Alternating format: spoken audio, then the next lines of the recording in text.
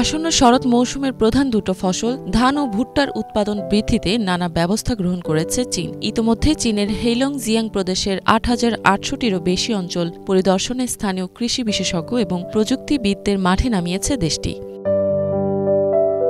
সুইহুয়া শহরের হুংগুয়াং ফার্মের কৃষি উন্নয়ন বিভাগের মহাব্যবস্থাপক গাও জিয়াংছং বলেন, এবছর তারা ২৪০ হেক্টর জমিতে ভুট্টা রোপণ করেছেন। ধারণা করা হচ্ছে প্রতি হেক্টর জমিতে প্রায় ২২.৫ টন ফলন হবে। ওদিকে লিয়াওনিং প্রদেশের কিছু অঞ্চলে বৃষ্টিপাতের প্রভাব বিশ্লেষণ করে কৃষকদের রোগ ও কীটপতঙ্গ প্রতিরোধ, নিয়ন্ত্রণ এবং প্রযুক্তিগত দিক নির্দেশনা দিতেও কাজ করছে বিশেষজ্ঞরা।